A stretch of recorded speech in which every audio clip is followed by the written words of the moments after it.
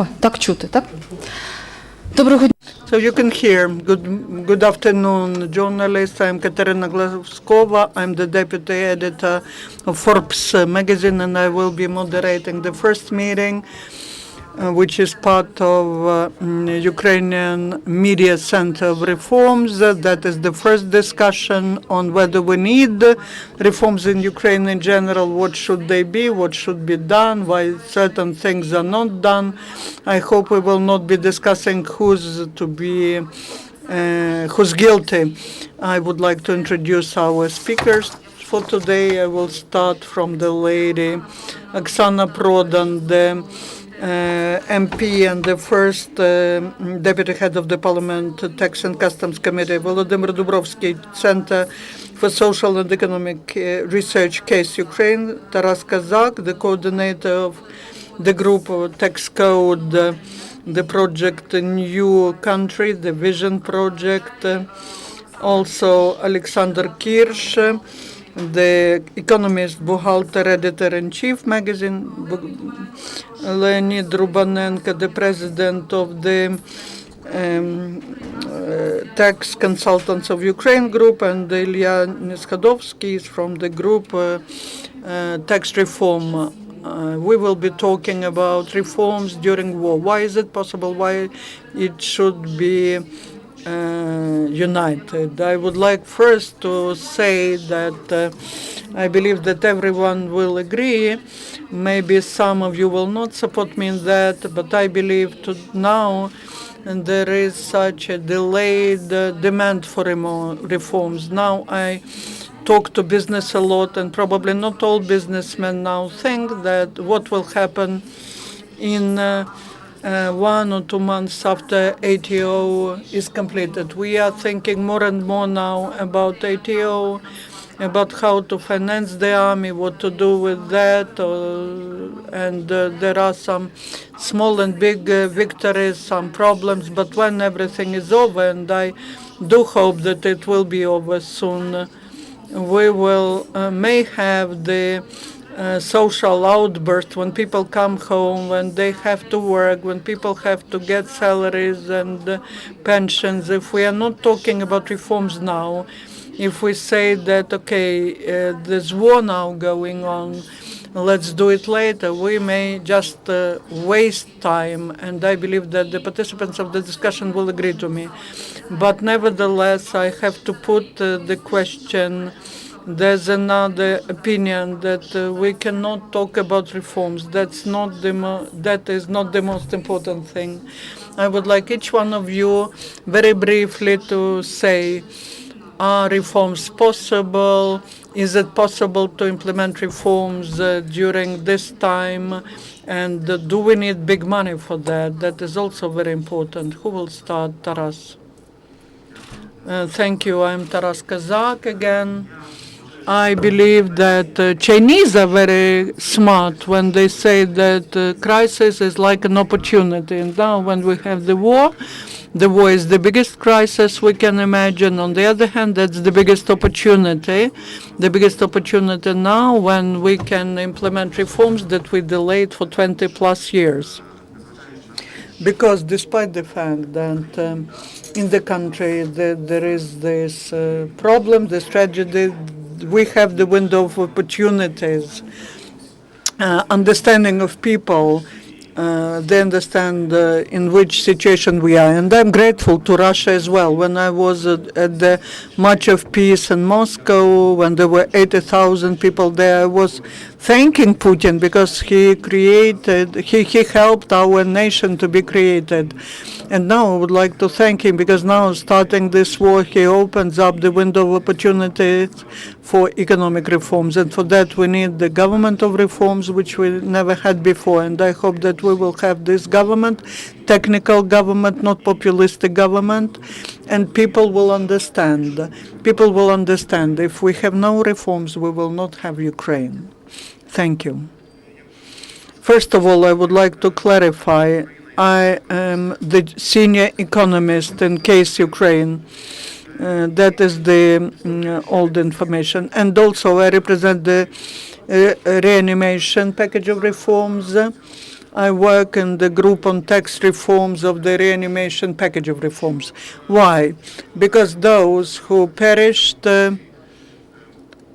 here in February and those who perished now in the East, they give their lives for Ukraine they have not seen yet, the Ukraine that we have to create for us being able to implement reforms. Otherwise, these lives will be given in waste, and that is our duty to those who gave their lives and those who will give their lives, those who lose their health, and to all Ukrainians, to the whole world, to implement the reforms.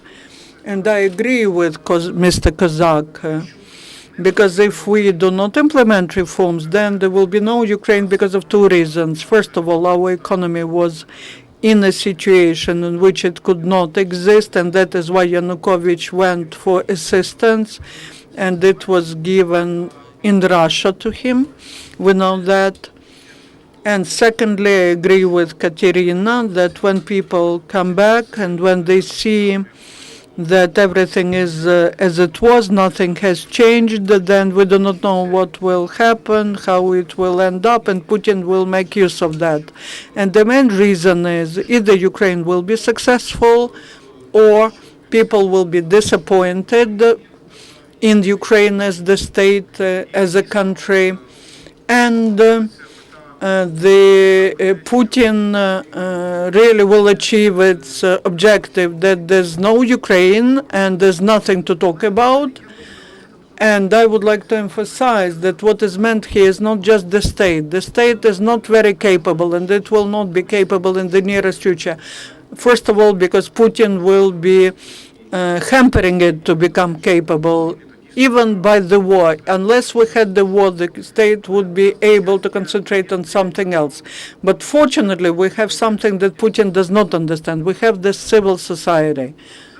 And now we're not discussing whether it's here or not. But I would like to remind you that in 2010, Fukuyama and Levi, two American scientists, they wrote an article about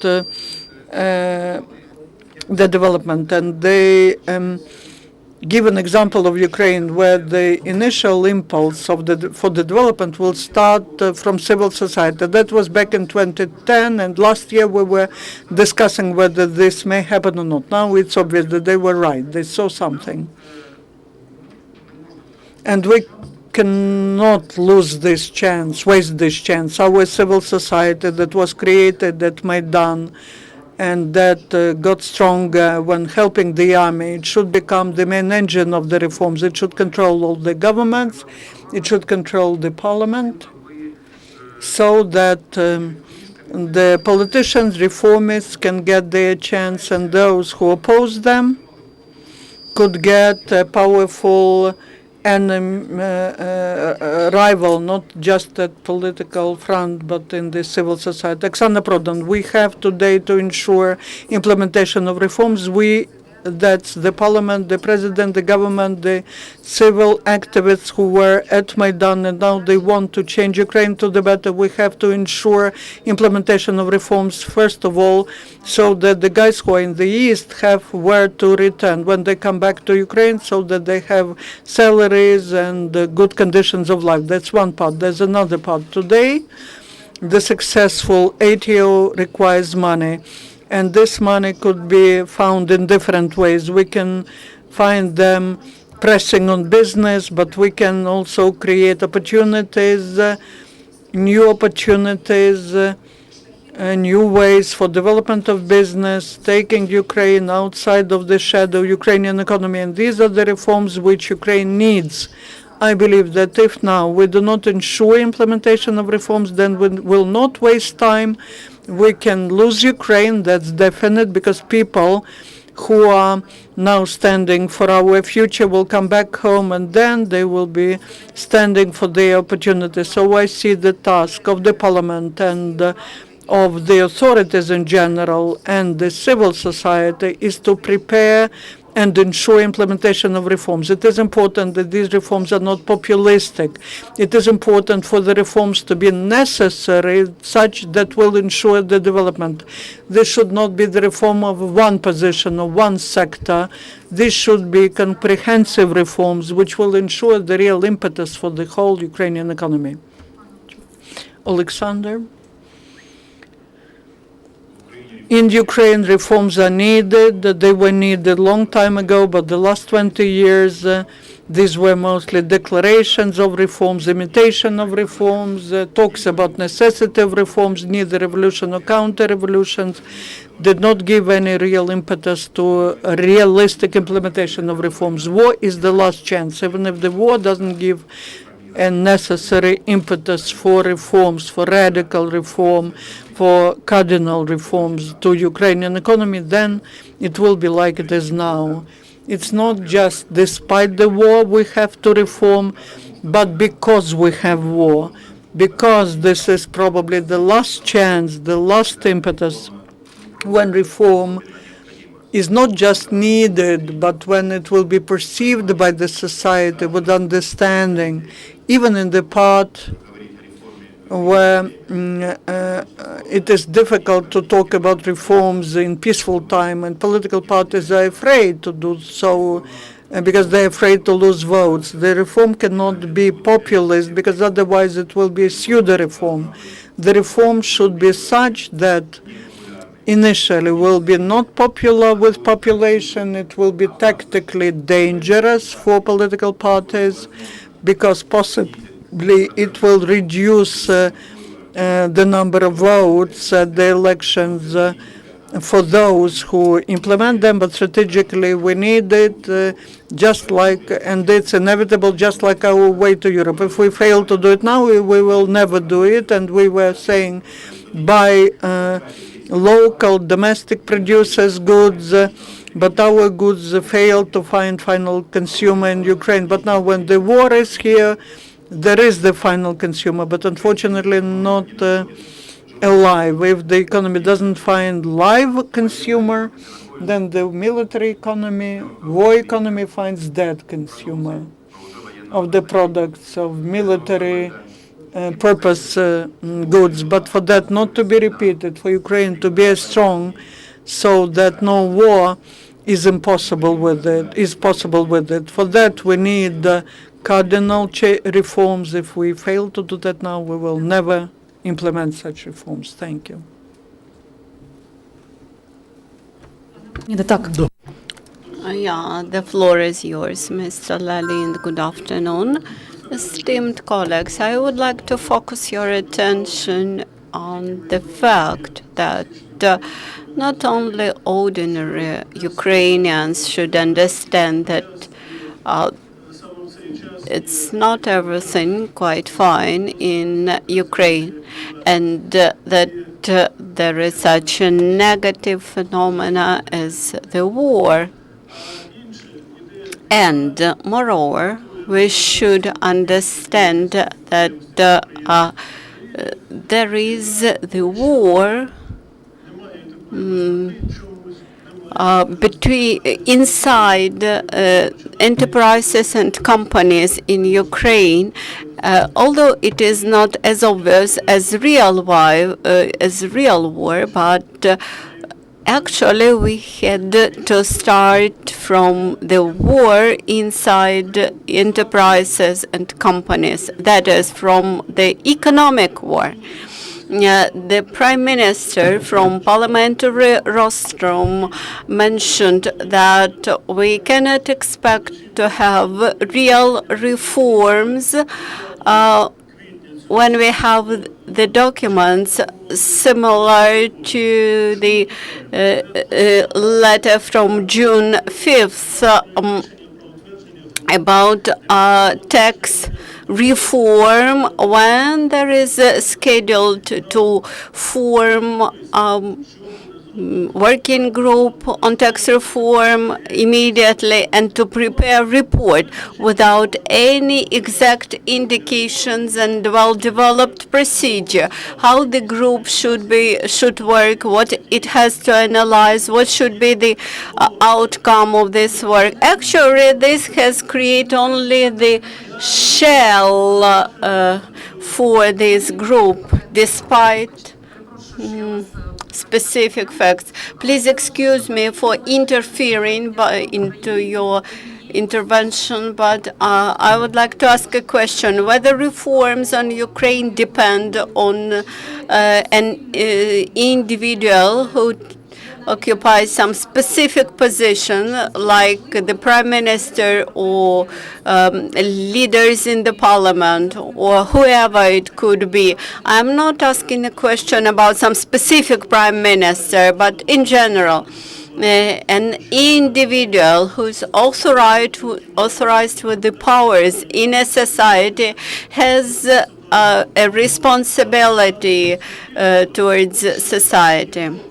On the other hand, but actually nobody has asked the society by today what the society really wanted. And today we observe that currently we see how the bills are appearing in Verkhovna Rada without previous analysis of those bills by experts. This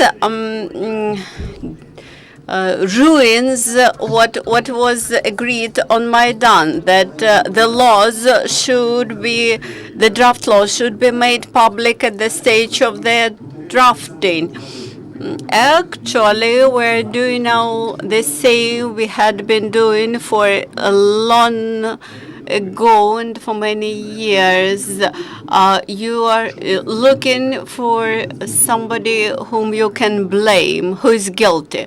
But actually, on Maidan, we decided that we will work differently, that we will work together. I would like to participate in the work of your task force, in your special group, in the Ministry of Economy, etc.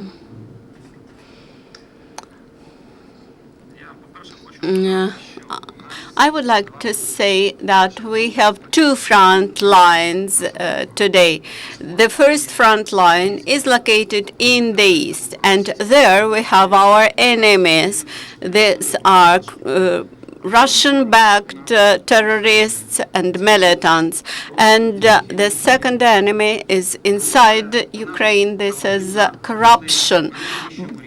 And it comprises both small corruption, huge corruption, big corruption, etc. And I believe that we should combat this inner enemy and liquidate it. It actually erodes our state budget and all social life. If we have two front lines, why should we focus our attention on just one front line, except of two ones? The answer to this question is obvious. The second question is, if we want to do something against this inner enemy, what should we do? Those people who robbed the country, who had been becoming richer and richer during that 20 years, now actually they suggest, let us first finish the war and then we will think how to eradicate corruption. My suggestion is not to wait, not to look at the war as an excuse. When Yatsenyuk came to power, he mentioned that we under-receive billions of money which are channeled to the corruption channels. He suggested to close those tax pits where billions of hryvnia disappeared, and this suggests that we have to concentrate our effort and to undertake reforms. Actually, thus we came to the question how much money is needed for implementation of reforms.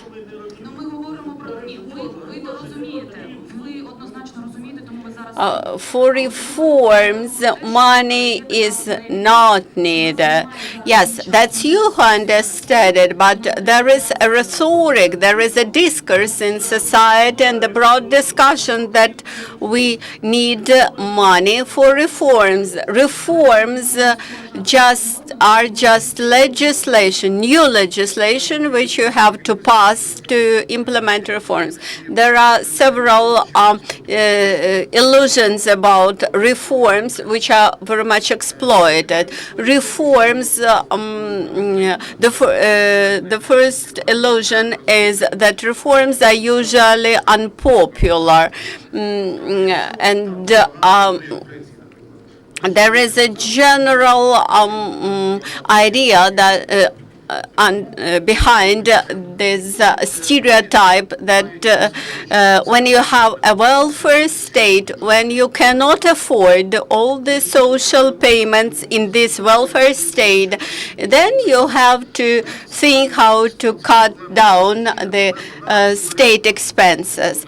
And thus, the same stereotype is extrapolated upon Ukraine, while in Ukraine the situation is much different.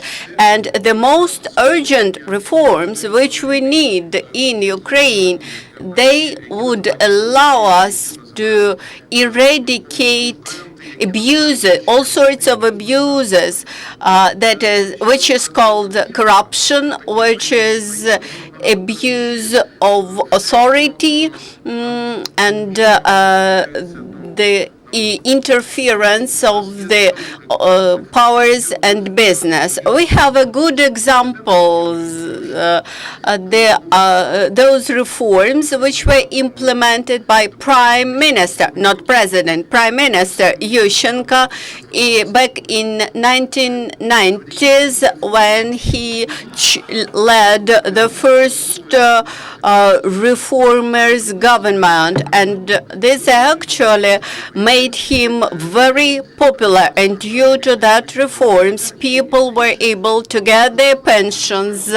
They finally received regular electricity supplies, etc. While these were oligarchs mostly who suffered from that reforms. And today, we urgently need the reforms which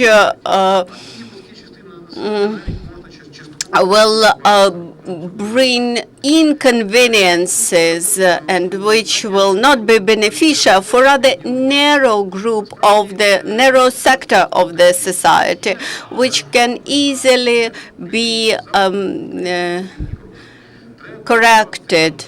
But there is an idea that and understanding that we need much money to improve infrastructure. But infrastructure, it is not a reform. There are many reforms which could be successfully started during the war. One of those improvements, one of those reforms could be cutting down of the overspending of state budget, like state support to the coal industry, state support to the agrarian sector. We know that much of that support is not wisely used, and where it goes, we know this quite well. The next issue, and the next aspect of reporting, which could be considerably improved during the war, this is transparent reporting. That is, all those enterprises which get state orders, state military orders, etc. They should publish their transparent reports. And my assumption is that this might require several millions of dollars for the entire country, while the output of this effort could be a saving of dozens of billions for the national budget. We have to cut down all those budgetary abuses and intransparencies in purchases to zeros. This also suggests that reforms are not not unpopular that it seems. We have now Mr. Taras, who joined us. He's head of the parliamentary committee. Yeah, now we have two Taras here. Together with transparency, about which I agree with my colleague, the responsibility issue is very important. The responsibilities could be split in the following categories. The responsibilities of the taxpayers. Unfortunately, both citizens and businesses do not always understand that those taxes which they pay, it is spent on both army and on kindergartens and on other social payments, etc. The next aspect of responsibility is that businesses should compile their tax invoices, and especially value-added tax invoices very correctly, and there is the entire set of problems related to the VAT invoices and VAT returns. The third type of responsibility lies upon those physical individuals who may sue to court for the actions of any enterprise, director of any enterprise, or who threatens to stop the entire business, and any such person who can make obstacles for smooth work of any big business, also they should have the responsibility. And one more type of responsibility lies upon the civil society, which have to make pressure upon the parliament to pass those laws which may influence the speed of reforms. I believe that today we can have a set of reforms in Ukraine related to de-shadowization and can allow to bring more money to the state budget for anti-terrorist operation, etc. Just an example to stop active work of offshore companies to make them to pay their taxes in Ukraine. Another good example is smuggled fuel, and this source can bring up to 60,000 tons of fuels. Also, the liquidation of tax pits, which should be liquidated. We have just started this work, but it is not finished yet. Also, we should eradicate those schemes which were created during the previous regime, where and under those schemes you have to pay $2,000 for each carriage for customs clearance of it, etc. Also, I would like to agree with Volodymyr that today we have to show clearly how the taxes are collected, how much money is collected from taxes, and how those money are spent. And we should clearly understand how much money were allocated for different purposes, how much money came to the state budget, and how much money were spent for different purposes for which they were allocated.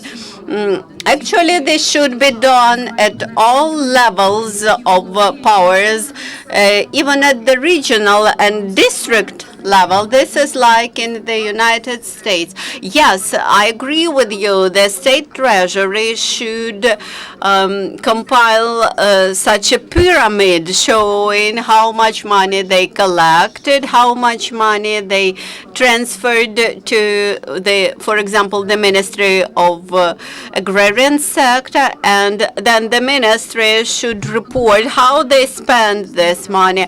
So this is mutual responsibility.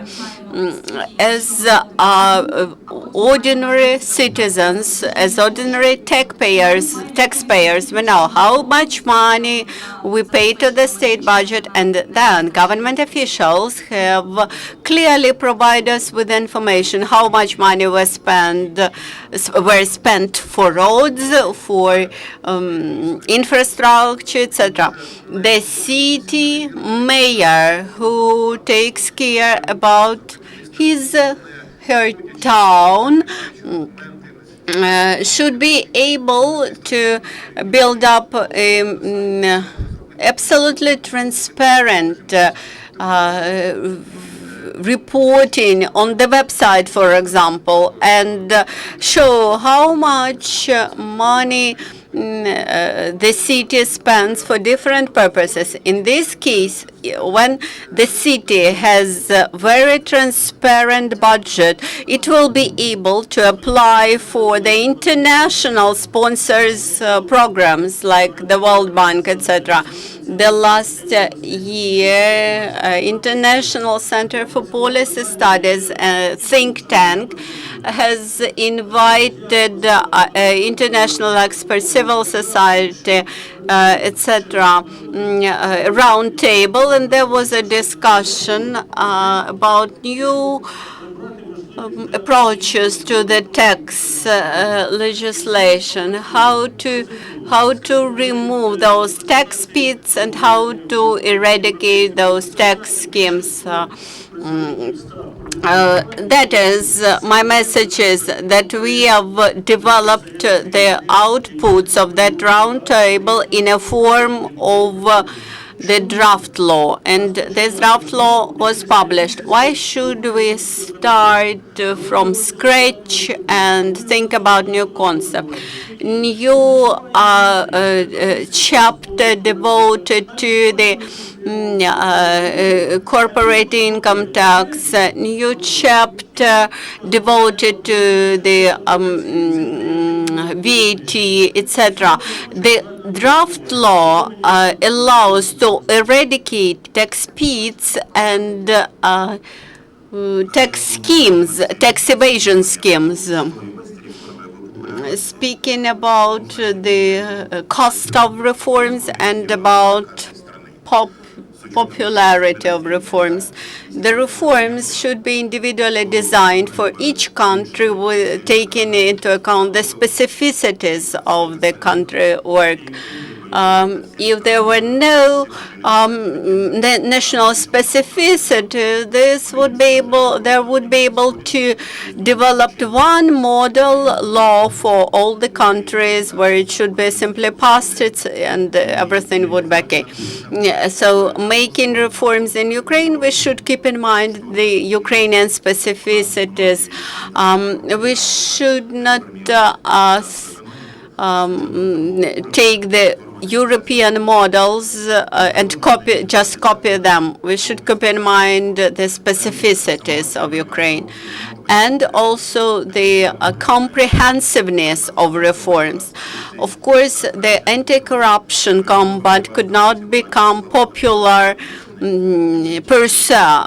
This is actually the combat between poverty and wealth, etc. But in order to not to make the corruption combat just words, we should make it real. We should raise salaries of the civil servants. We should establish criminal responsibility for civil servants and ensure high level of wages. Nobody would agree to work in the tax authorities because of the poor salaries.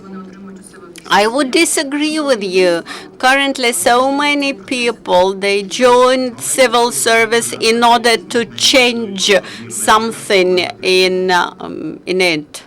But I agree with you. There are many patriotic people who sacrifice their individual income to change the situation in the country. But this could not last long, and sooner or later, the situation may change. And unfortunately, we have a bad tradition to meet the new administration of district tax administration with a Molotov cocktails sometimes.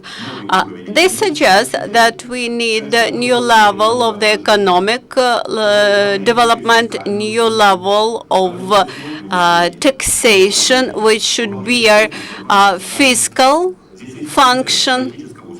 There is a function of political intimidation, the function of the employment. There should be quite different level of monetary policy. And speaking about all that things, all that components of the reform, we should keep in mind that not all of them would be popular. But without the comprehensiveness, without the overwhelming set of reforms, they won't be successful. I will provide good examples. The head of the National Bank of Ukraine, the Igor Belos, these are people who came to the heads of national agencies from big business. They came there just to correct the situation. My question to Mr. Kotovay, who is a businessman, I would ask you why reforms are so slow. I won't state that this is a messy process when businessmen go to the civil service to assist the government. If you look at Verkhovna Rada, there are not so many such professionals there. Actually, these are those people who come out with different initiatives on reforms. As for the reforms, for whom they are beneficial and what steps could be made. Unfortunately, we have to state that the parliament represents business interests of many groups. Speaking about sectoral changes, different members of parliament lobby different interests of business groups. The next feature is the short-time perspectiveness of reforms.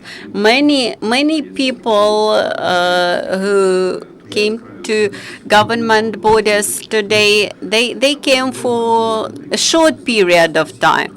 And they will stay there for 1-2 years, and then they will quit, while there should be people in those borders who will stay longer.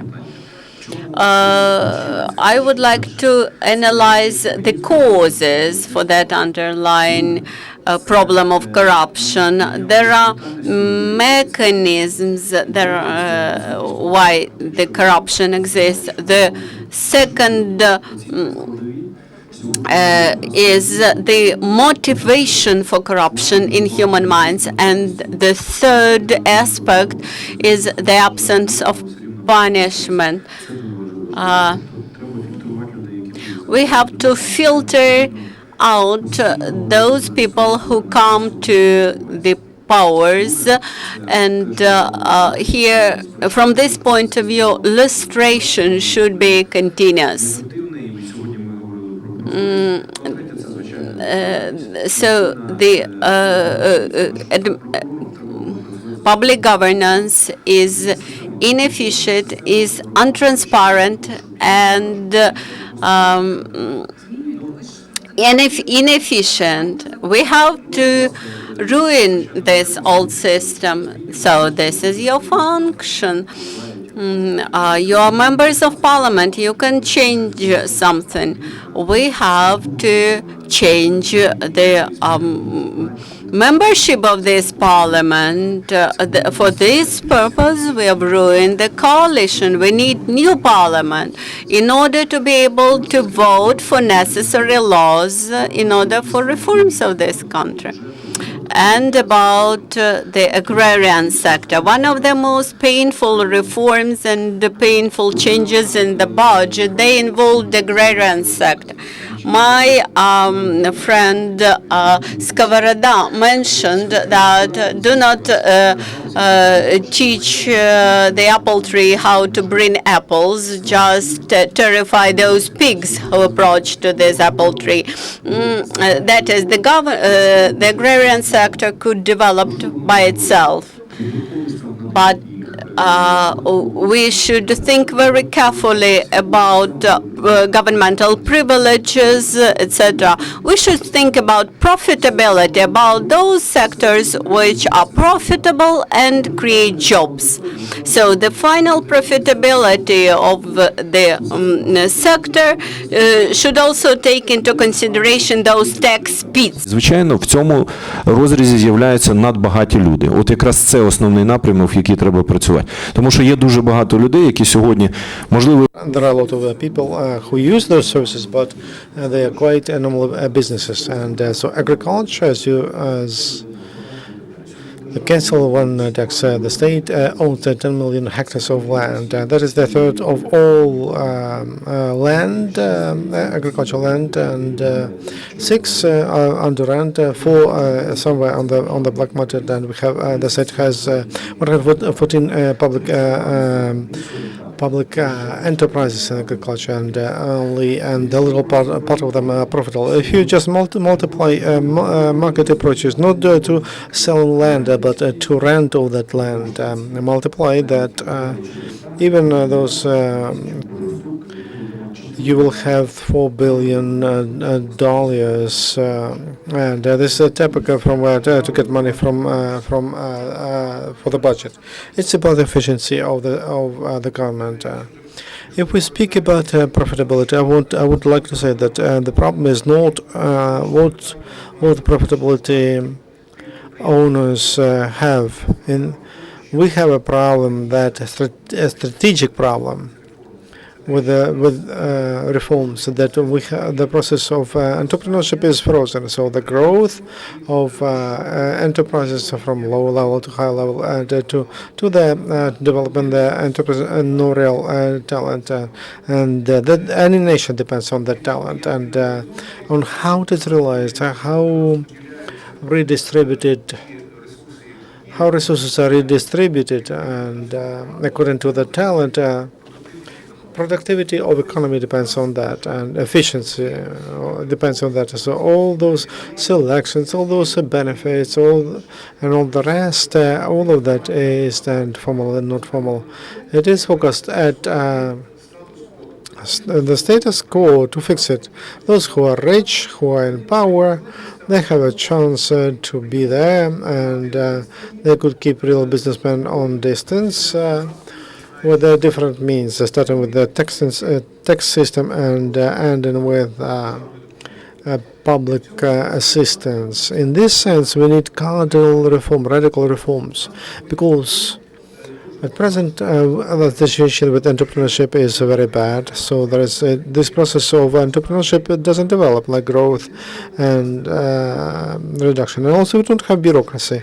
We have some in agency people who work as real bureaucrats because they don't regulate anything, and they don't get bribes. All the rest, they are bosses who use legislation for their own at their own discretion, and for other people to come, we need to develop a different legislation. We should reduce the function of the government, because our government cannot have those functions it has now. It cannot control everything, but what politicians or some corrupted officials want, or some part of people who believe that the state protects them.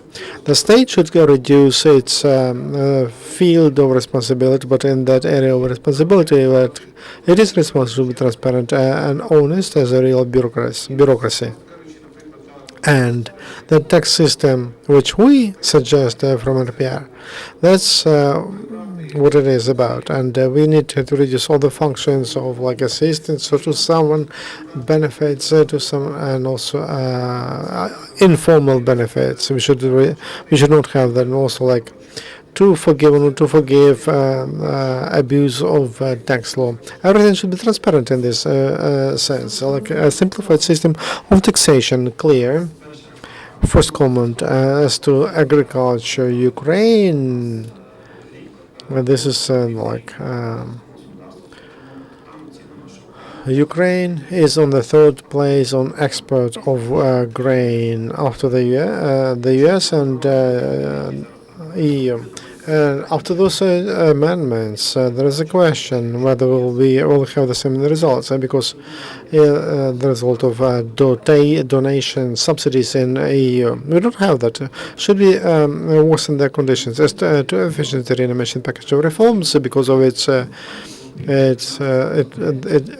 Because of it, 12 draft laws were passed. Is there any NGO which can boast with the same results like we? We developed a very good control and connection between the government and the parliament, and it seems to me that it's time. This is not important who did more and who will boast. I'll just answer to some comments that we don't have anything, that we don't do anything, and now directly about what should be done. Whether we should have reforms, and the government has enough of instruments to run reforms and changes. For example, those instruments that they have, they don't work or they are not used. And if we take, for example, control of budget spend, and we have an inspection. The salary is 1,500 of an inspector. Maybe somebody will go to a leading position, but those who do these reforms and will they agree to work for such money, I doubt. So first of all, we should provide a normal payment of their work for them to be well provided, and not to think how to feed their families, but they should think about their job. Secondly, we should protect them from phone calls from above. We should disable the influence from public servants, from the cabinet minister, from deputies. And if they start working, we will see a different picture in our country. Okay, thank you. Then we say that we need to fill the budget, and we discuss how to do it. What are the concrete things? We speak about reforms. How, with the help of reforms, can we fill the budget? And is everything like St. Petrovich says about the budget? I will begin. The first point, getting the economy out of the shadow. And there are many things, a lot of money which is outside of the budget. And it's not only, it's even about civic organizations. If we speak about tax service, and there are some groups, they hold round tables, and tax inspectors, they force their clients to come to those seminars. So reducing the shadow of our economy, or the economy which is in the shadow. Not all the benefits we have, not all of them are good. But to understand benefits, the government and ministries should do a regular assessment of efficiency of benefits. There is a benefit, and we should have an assessment what it gives to the budget. If it gives something additional, if that's good. If not, we can reduce it. We can cancel it. And the same with about changes, amendments to the tax code, and we level rent for one kind of products, and then or production, and then we level taxes for gas money, but we do it in a way that gas burden on state enterprises and gas burden on private enterprises are not equal. And the third direction, we could work on control of that money we have. We spoke about transparency, and there's one more part. In that draft budget, which was brought to the parliament, like more than $1 billion for medical service of passengers and workers of railroads. More than $1 billion. That money should be given to something else, including ATO. That's more than $5 million. To finance a Ministry of Taxation and Revenue. So that ministry doesn't exist today. But in the draft budget, they plan that money. And also education, professional training for scientific studies, as if Ministry of Revenues will do that.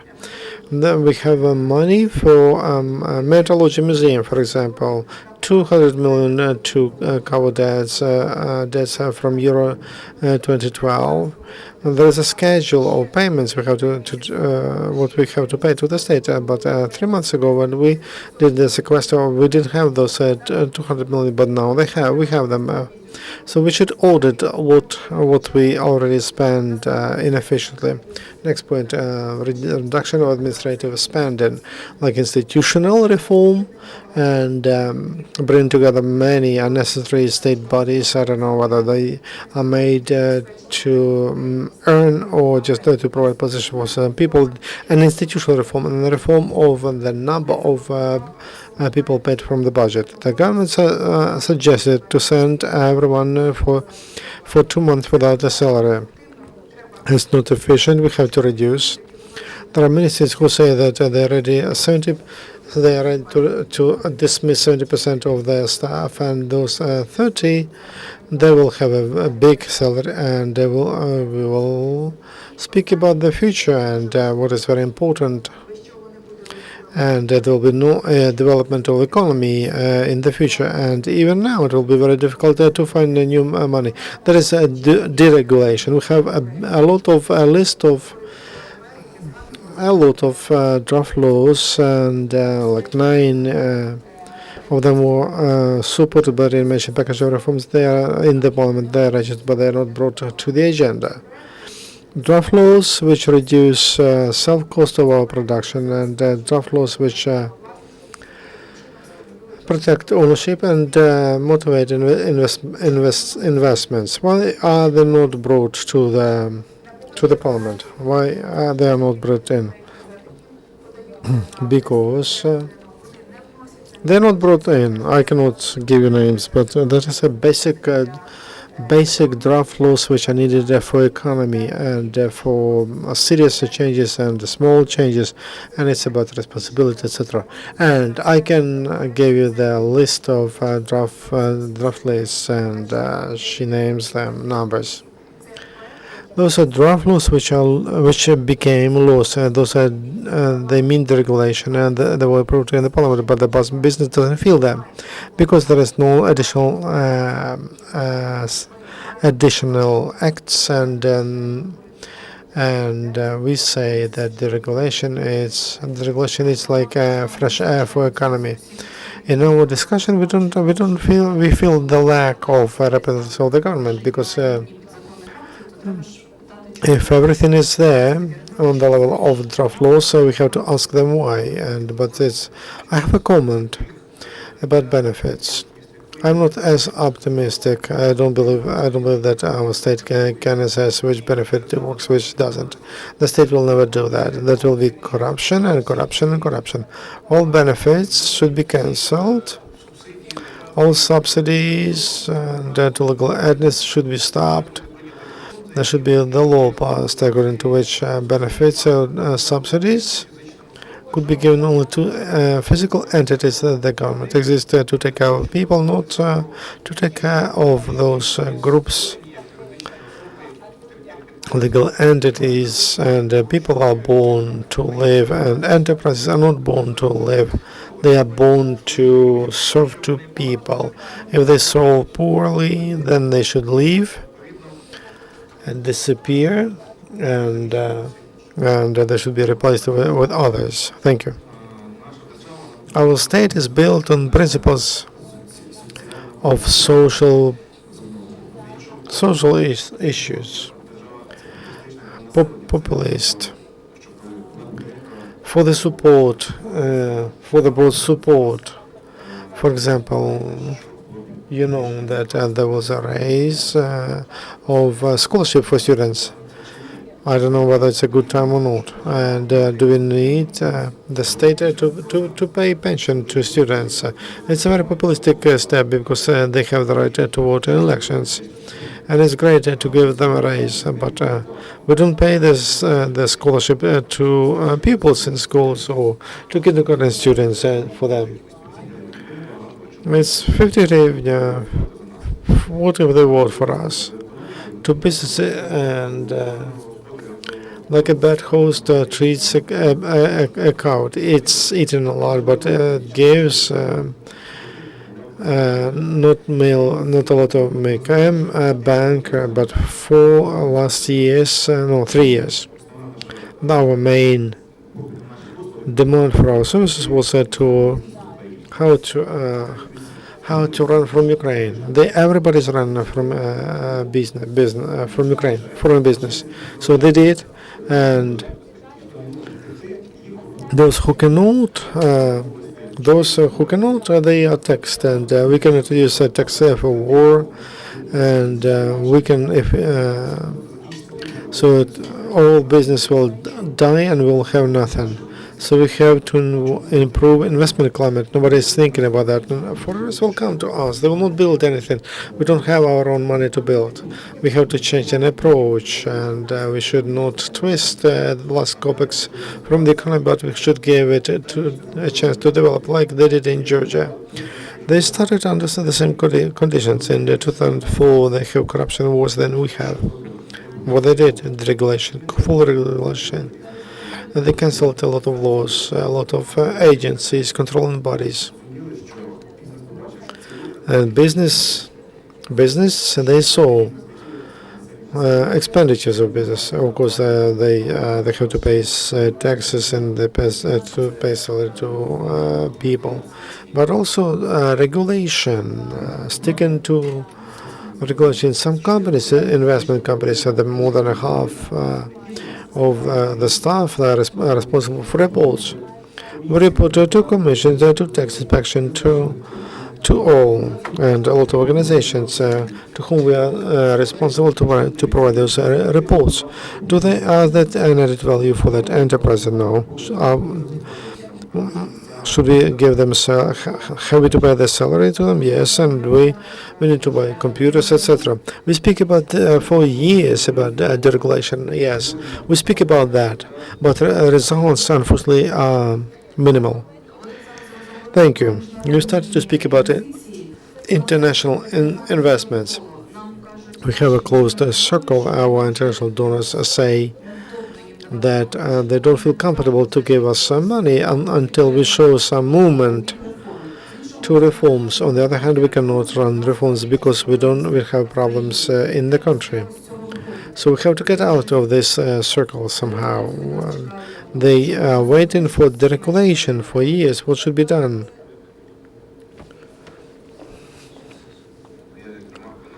As a comment to the previous, let's speak about the reforms. I am supporter of all liberal approaches, but let's be sober.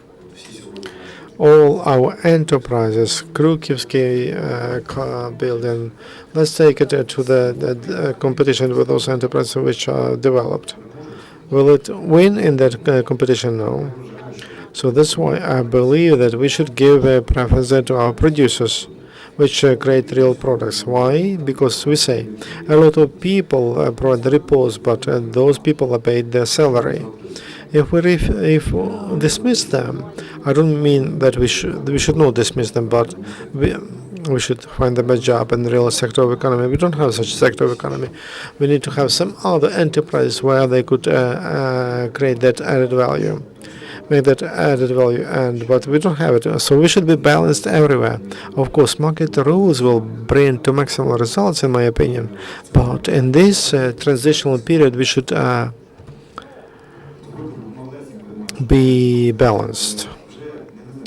I don't know, maybe but for 10 years or 15 or 20, when mines in the Donbass are not profitable, especially public mines, and we're still building those mines. We cannot kick people out to the street, and instead of re-educating them for them to work in some other business, we subsidize them. And for this year we planned 13 billion, and next year it will be 20 billion. If we subsidize that will never stop. I agree, but we were preparing unofficial mines mostly. As to the support of local producers, national producers, and I hear that message for 23 years, and in fact what it brought to that producer you support all the time. They are working as betrayers of Ukraine because those enterprises which didn't want to rebuild, they did not want to look for markets, and they didn't want to do anything. They just only relied on support, on protection. They turned out to be that anger which did not allow Ukraine to sign an association agreement peacefully. And Yanukovych did one, and then they forced Yanukovych not to sign the agreement. Now, directors are the same from Soviet times, and they fight against Ukraine. Why? Because they were told that you will not get support. Let's stop supporting, because it will happen. The interest will be to get that support at any cost, and they will support someone who gives that support. We had that letter before. Let's get rid of this burden. Let's develop conditions for business, because there is no support. There is no free support for the state to support someone. The state should take something from someone. If we support car industry, it means that Ukrainians lose more than €1 billion every year because that they cannot buy cars somewhere else.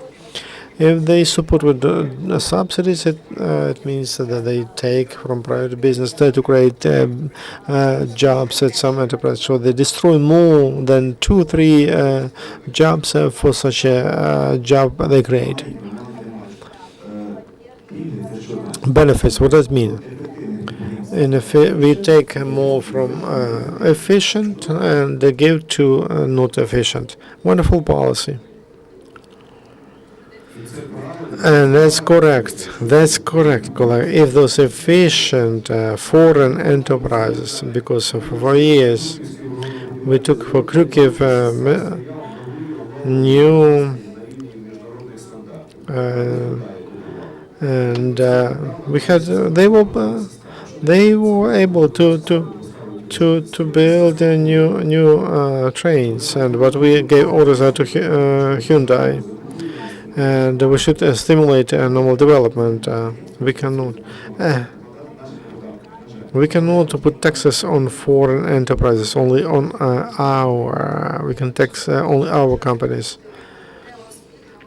Let's stop with benefits. We tax all business on Ukrainian, foreign Ukrainian, and if it's necessary to develop an industry, the state, the government is for that to redistribute. This is about benefits, and I would like to go back to the question: who should break this vicious circle? When will they help us?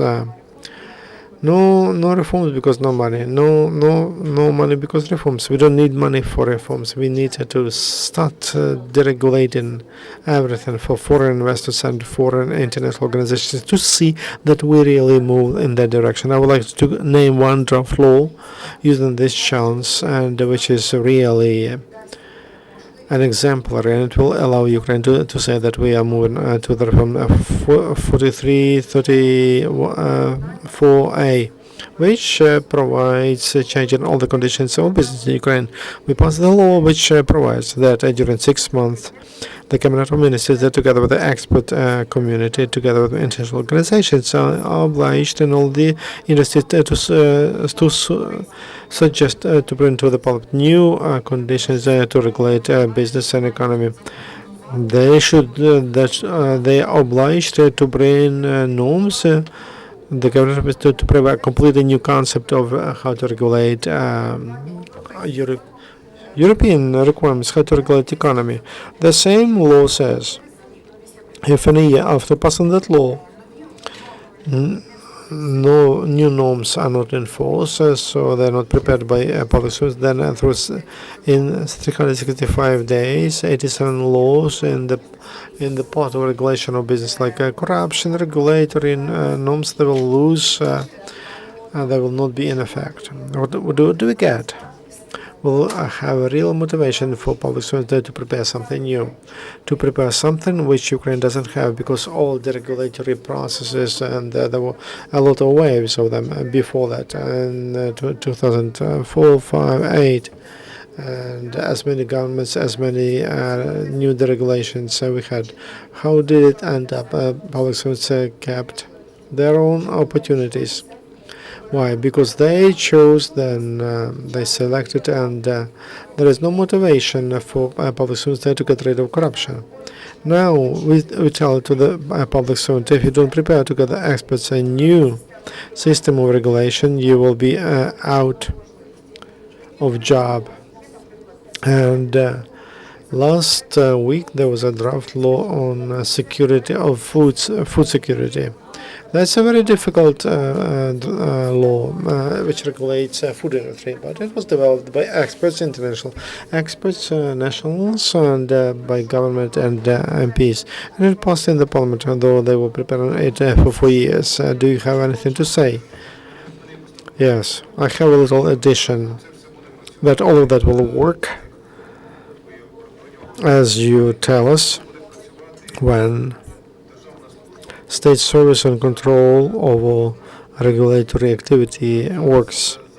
Now, this committee, which was run by Dubrovskyi, it will be reformed locally, and there is the law on state regulatory policy.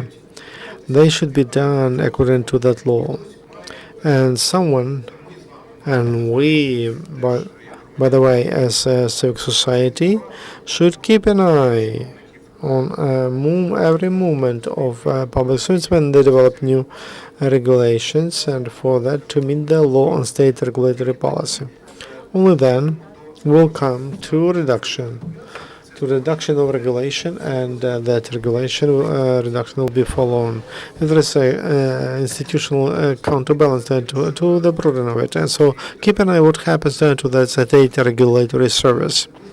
That's a very important element which prevents the growth of regulatory influence. And let's make a brief remark. I would like to give a chance to journalists to ask questions. I cannot but agree with Volodymyr. Can the state regulate itself? Georgia, for example, you know the example. Georgia just canceled the sanitary epidemiological service. Can our sanitary epidemiological service regulate itself like in Georgia, just eliminate itself? I doubt that. So to give the regulation to the government so that they offer these positions, that has no perspective. This could be done only by the civil society, and we have to submit these draft laws like this new Novokraina initiative offered division Ukraine in 2020, and we're working on implementing that where there's minimum regulations, and this could be done by civil society. It can have real influence and can implement that. You did not deny. I was not saying that the state shouldn't regulate itself. I just believe that it's not the ministers, not the government, but the civil society have to do that. But possibly there could be some reformers at the presidential administration. Very briefly, no, I cannot put it shortly. I am now in the discussion between liberals and social democrats. Such discussion can continue for ages. I will go back to the question, where do we get money from? But not shortly, because there are three limitations. First limitation is about money mass, which we lack in the country. In the country, we lack money mass. And because we don't have enough money, well, that is because we have super high interest for deposits. We just lack money in the economy. That's a high exchange rate, which is formed artificially. That's like treating the patient, putting him into the refrigerator. He will have normal temperature in the refrigerator. We're happy because of the low exchange rate, but that is achieved by very high price. The money mass should be at the level which would ensure European level of the interest for deposits and for credits. When we reach the normal level of percentage for credits and deposits, that will mean that we have enough money in the economy. Now we have little money in the economy. We're afraid of inflation, but inflation has the reason expenditures, but not the demand. We don't have super high demand in the country. We just have inability to work normally with normal expenditures. So the way what's happening now is the way to nowhere. There's no demand, there's no production. The first limitation, the money mass is not lower than the one which would ensure normal percentage for credits and deposits. The second necessary limitation should be we cannot have such a low margin as today. I don't know whether there are other countries in the world where the margin in the exchange points is 1.5% and 3% is considered to be high. That's why we tell the population go to exchange points so that they buy currency there, and this way they leave economy without demand, and if there's no demand, there's no sense to produce. The second limitation is margin in the exchange points, which should be not less than a certain set by the parliament or the parliament, not less than 20%. And then when people know that the exchange rate is 10 there and 12 back, they will think maybe I should take this money to the shop but not to the exchange point. So the second limitation is the margin, which should be not lower than certain number. We shouldn't be afraid of the shadow economy, that they will go to shadow exchange points. Let it be not profitable or dangerous to exchange money. Only then they will go to the shops. That would be normal. And the third one, The third limitation is tax limitation. Today, as I understand, the tax system is not efficient, the tax burden, the tax board is set. This should be legalized. Basically, the tax burden for this time should be should be not less than 5% for turnover for production and retail, not less than 7% for services, and for wholesale and intermediary, not less than 7%, but from the remuneration. Then, as soon as in the taxation base we have something which reduces this base, then now masters of tax manures, and then one of them will find any ways to make taxes to the budget voluntarily. The only thing is to have the single tax for the whole economy to control the tax mess. I'm sorry, I will answer. What was offered, new limitations, 20% here and there for the minimum margin and so on. Will any foreign businessman come here if our limitations only grow? When talking about no money in the world, there are trillions of dollars. Our rates 15, 20. Why they don't come here? The answer is very simple. The rate is the risk. We have a very high risk, and that's why Western money, trillions, they do not come to Ukraine because they don't want to take risk. How can we forcefully reduce such risks? We just increase the risks. Let's reduce the risk. Then money will come. We will have new companies and we'll have economy. And this is absolutely different way. Introducing limitations. We've been introducing limitations for 20 years. Albania is now ahead of us, talking about income per capita. The only country left is Moldova. If Moldova gets ahead of us, then we will see a wonderful future. Questions? But just introduce yourself. А перекладачі не можуть перекладати.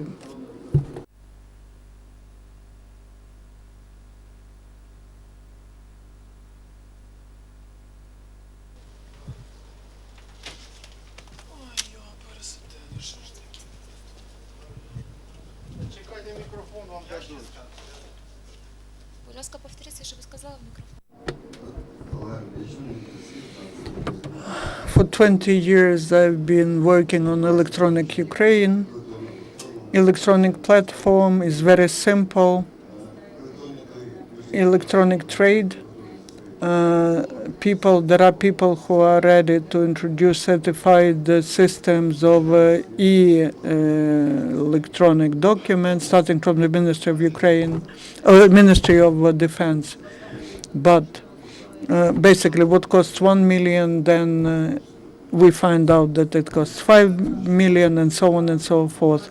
Another issue, that's what Kazachenko knows, is these integral holdings, where everything is followed. But what's your question? When we take inventory of the whole economy, you cannot steal. Then we have IPO and everything else. Two questions to Oksana, Prodan. When will we have the system of electronic trades? And to Taras, do you know such systems of electronic holdings?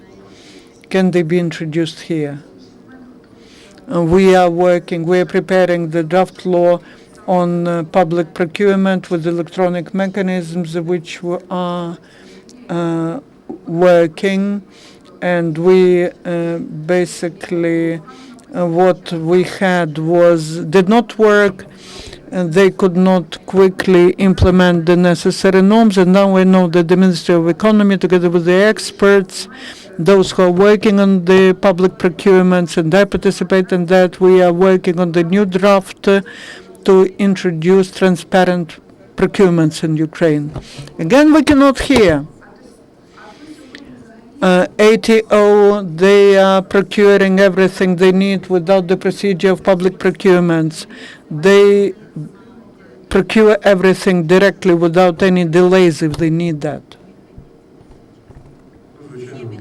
Definitely in holdings, not just in agro sector, good companies in their structure have the accounting, managerial accounting, and very often it's on powerful platforms like Oracle, and all the analytical work gives plenty of advantage. That costs money, and the specialists should work on that, but the total level of corporate structure should be such that they should be able to use this data. But whatever systems of managerial accounting we have, unless we have stability and predictability, then one thing is when the company is working, then there's one type of profitability, but when and there's no basically profitability in the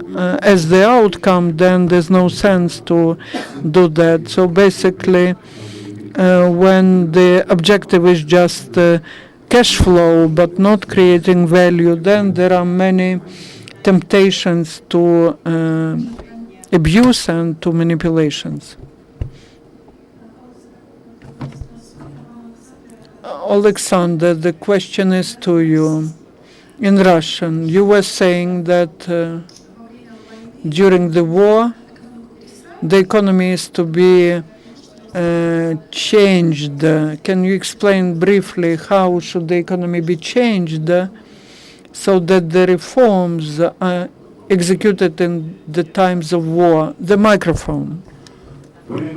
During the war, there's no necessity to change economy to the military system, but there is a possibility with understanding of the society to implement reforms which will be unpopular in peaceful time. That's what I was talking about. It's about not just the time of war, but any time, peaceful time as well.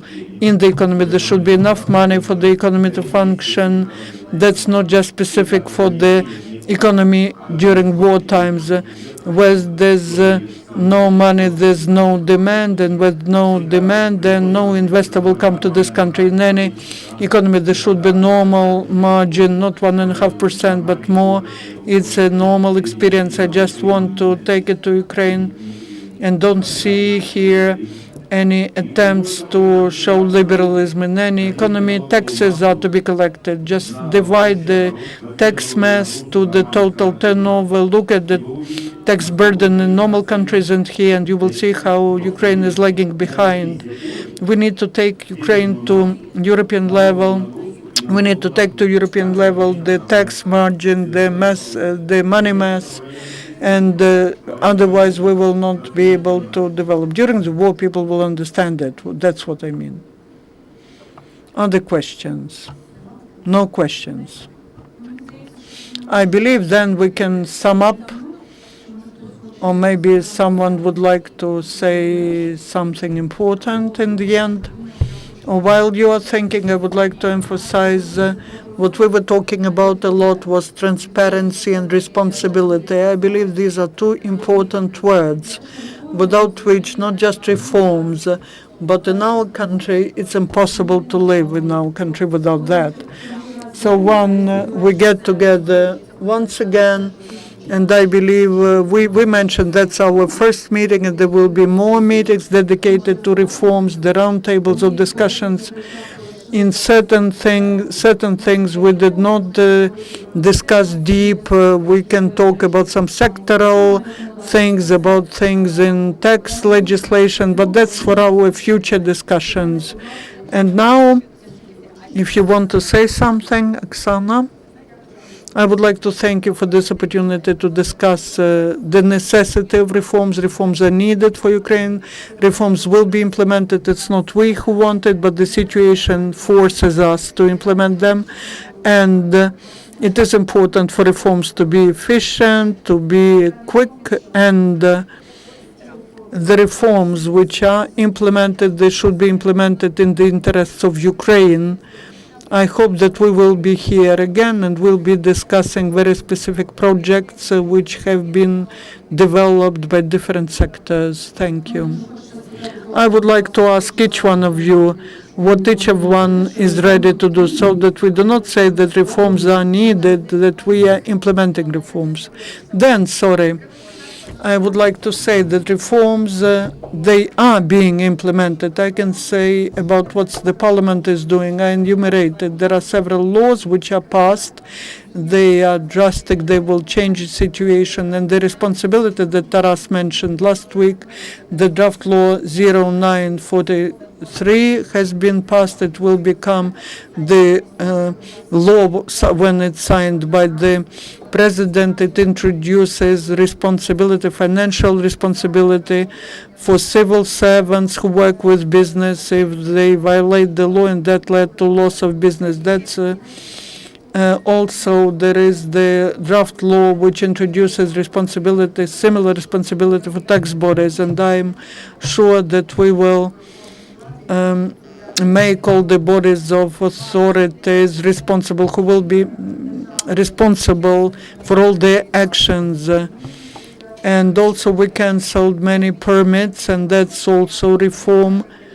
There are laws passed on simplification of opening and closing business. So at the level of the parliament, I can also report what has been done, and Taras can talk about that, about his sector.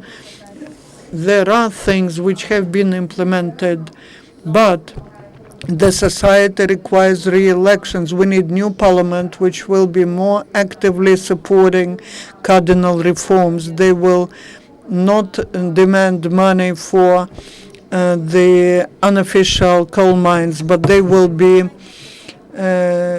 demanding money for some technologies, new technologies in Donbass. But the reforms, they started, but the issue is implementation. And it is important what Oleksandr mentioned.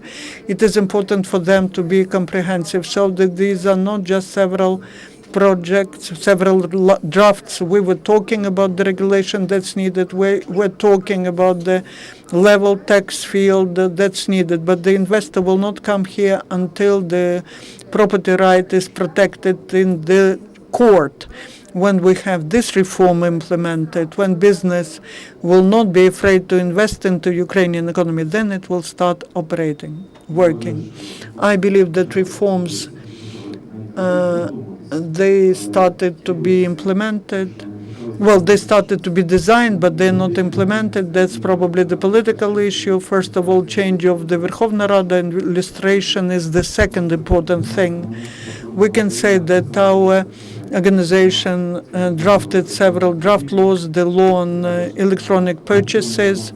We worked on it together with the RPR, and it's ready for passing. But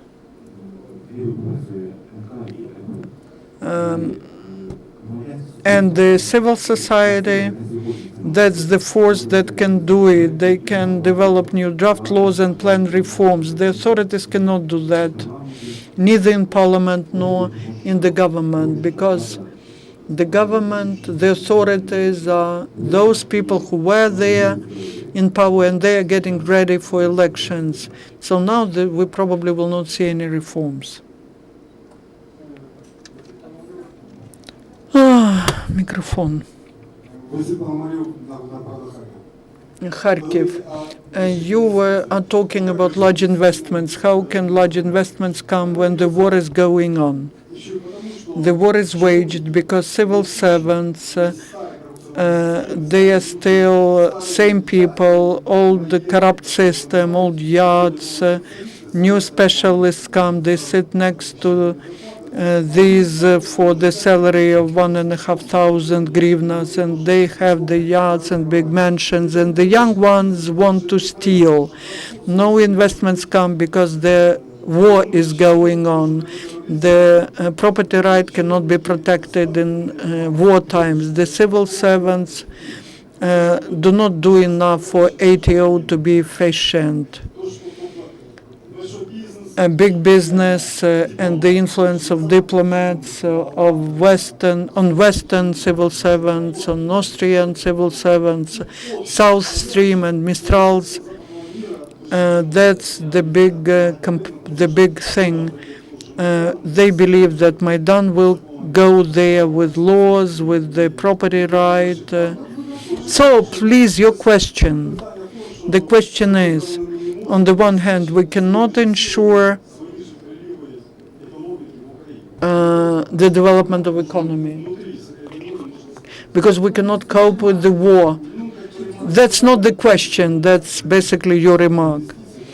But my question is, how will foreign investments come if we cannot cope with terrorists or corruption inside the country? Okay, very briefly, please tell me, the war started from the beginning of Maidan. Before that, before Maidan, did we have investments for 3 years? There were no investments. The war will not speed up the investments, but the war is one of the elements. But the real reason is corruption. We need lustration.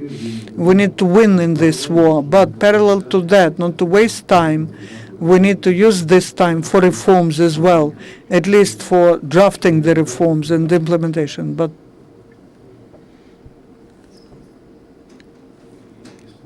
and from simple ideas to each draft law, there is an explanatory note which asks what is the impact on the budget of Ukraine.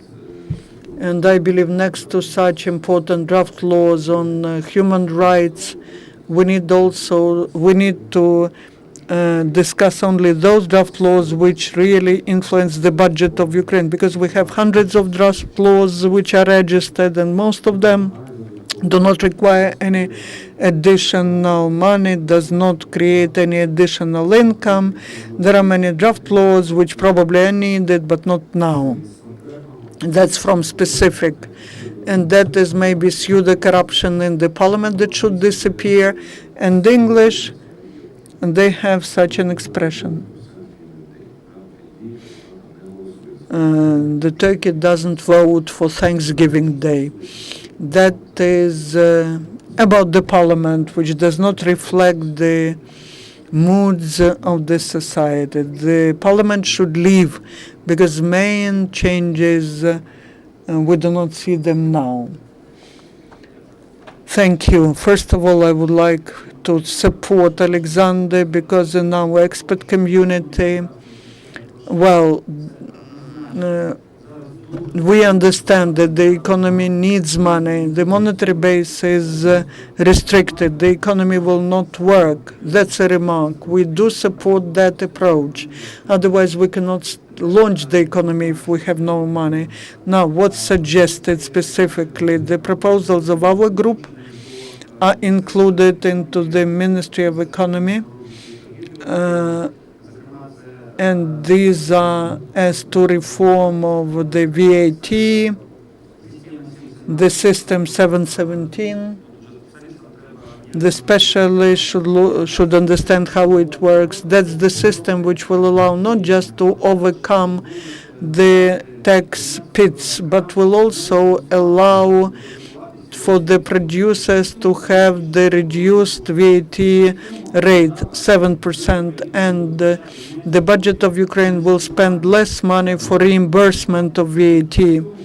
Thanks to that, the mechanism will start working. This should be a very powerful impetus for economy to start working. And tax people, should they look at the final stage of implementation, let them look at the retail, because the tax pits are formed there.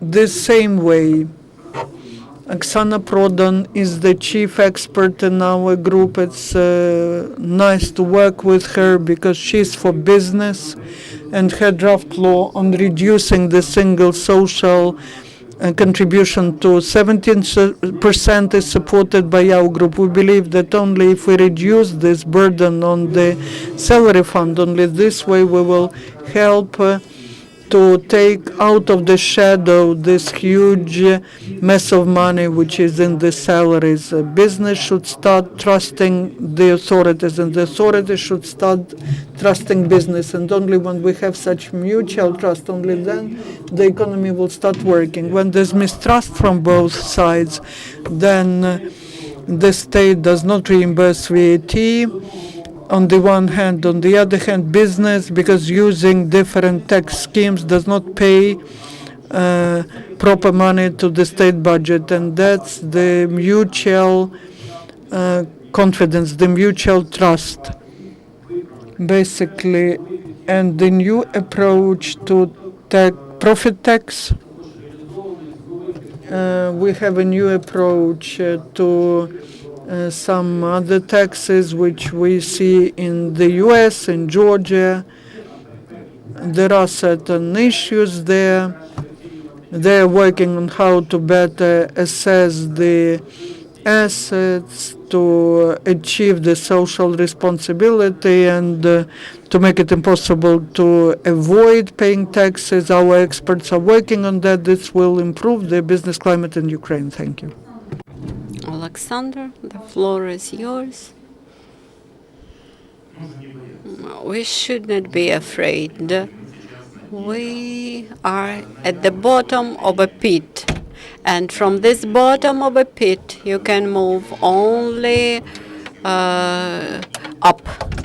You cannot drill into the subsoil.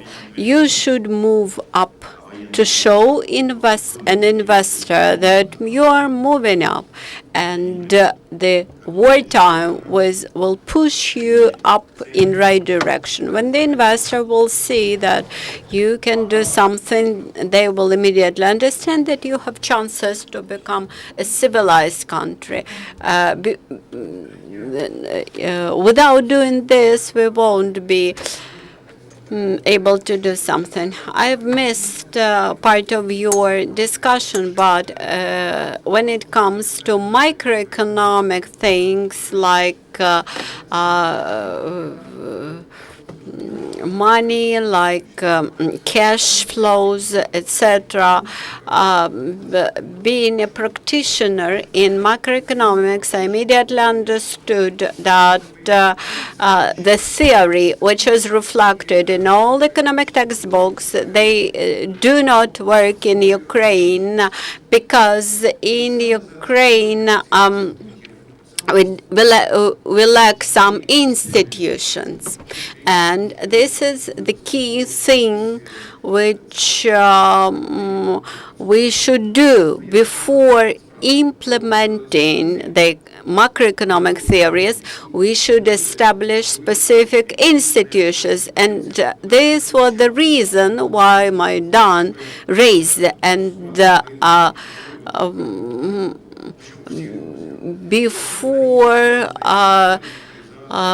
creating a possibility for any business to work successfully in the market, we should create institutions. And under current conditions, the raise of cash flow will simply result in inflation. The enterprises, the companies do not work today, not because they lack demand or lack supply or something, but because they have deficient cash flows. Then, if there is no sufficient protection of property rights, then the interest rates won't go up. That is, my message is that reforms should change the arithmetic. They will change incentives in the economy. They will change relations in the economy. Our economy should become the market economy, not by name, but by essence. Currently, this is rather difficult to do this. One of the most successful reformers, Leszek Balcerowicz, mentioned that there should be a period of extraordinary policy and politics. That is when immediately after revolution, people come who are able to introduce the most radical changes. We have this period now, and it will last for some time. Unfortunately, we waned this period back in 2005. We should not waste it now. Thank you to all our panelists. I wish us all be wise and have a lot of strength. Thank you.